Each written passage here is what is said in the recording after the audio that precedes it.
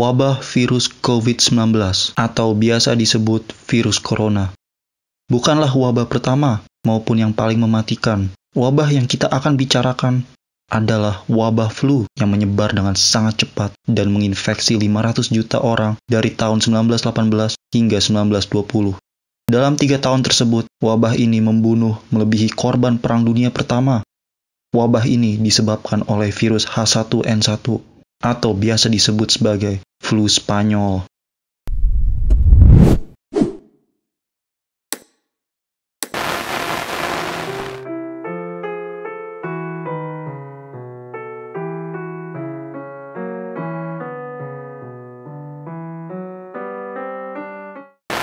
Mari kita sedikit bayangkan tentang wabah ini.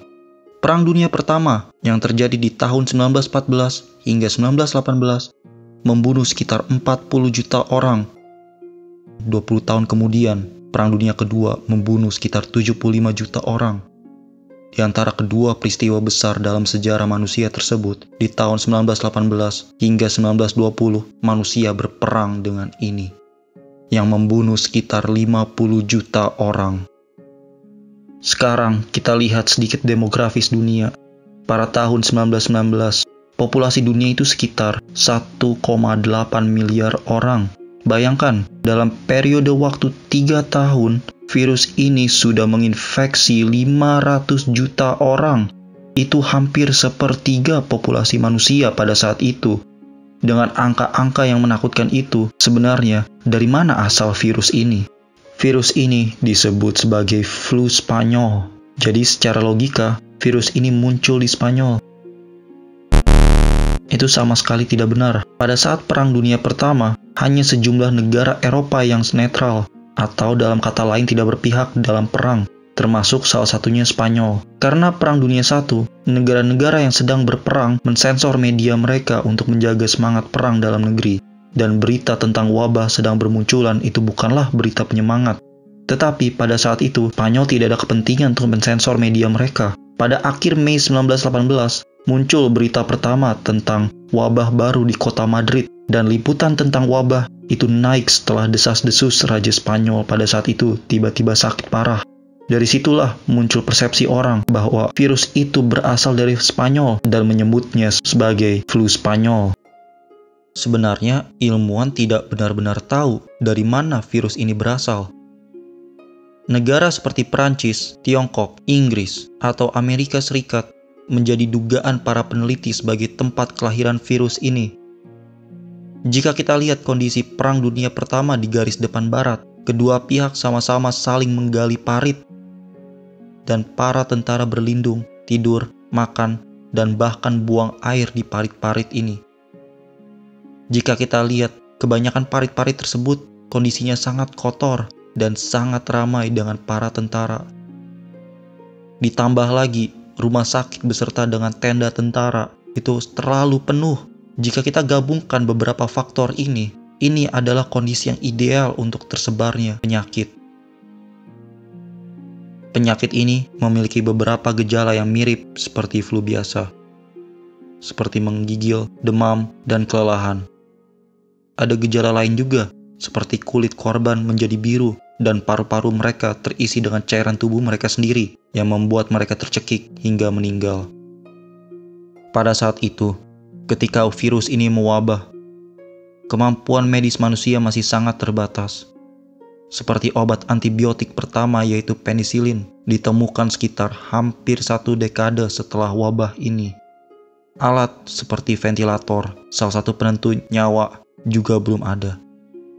Bahkan saat itu, mereka mengira bahwa wabah tersebut disebabkan oleh bakteri dan bukan virus.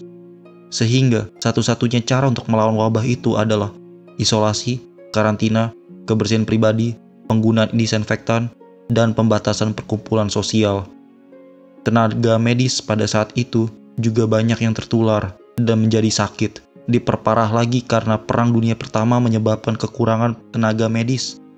Hingga beberapa kasus mahasiswa yang belum menyelesaikan kuliah medis harus menggantikan posisi dokter. Dokter pada saat itu menganjurkan orang untuk tidak ke tempat yang ramai. Selain itu, mereka menyarankan untuk memakan kayu manis dan meminum wine. Menutup mulut dan hidung juga dianjurkan ketika di publik. Bahkan, dokter pada saat itu menyarankan memberi obat bernama aspirin dengan dosis sebanyak 1000 mg per 3 jam. Kalau kita bandingkan dengan dosis zaman sekarang, dokter jarang akan memberi dosis di atas 650 gram per 4 jam. Akibat dari berlebihan memberi dosis aspirin, banyak orang meninggal akibat keracunan obat tersebut. Jika kita lihat data yang tersedia, kita bisa lihat dua kota Amerika Serikat, yaitu kota Milwaukee dan kota Philadelphia. Di kota Milwaukee terdapat 291 kematian per 100.000 setelah 24 jam dinyatakan wabah.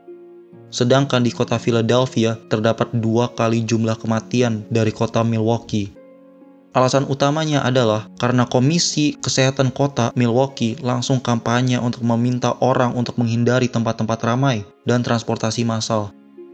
Mereka menutup banyak toko, salon, gereja, dan lain-lain. Berbeda dengan kota Philadelphia, pada tanggal 28 September 1918, mereka melakukan parade besar yang meningkatkan tingkat infeksi.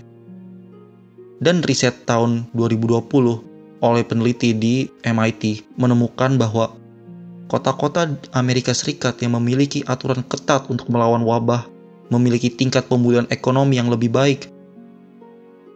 Diasumsikan bahwa wabah tersebut membunuh banyak orang dewasa yang berada pada usia produktifnya.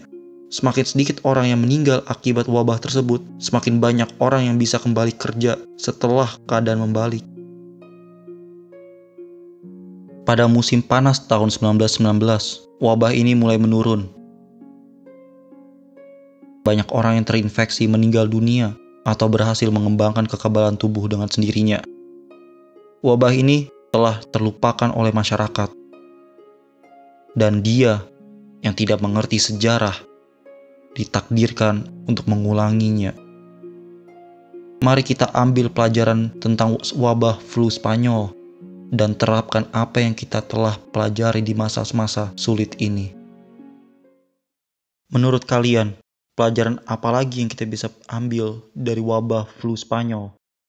Mohon kritik saya jika saya ada kesalahan. Terima kasih sudah menonton.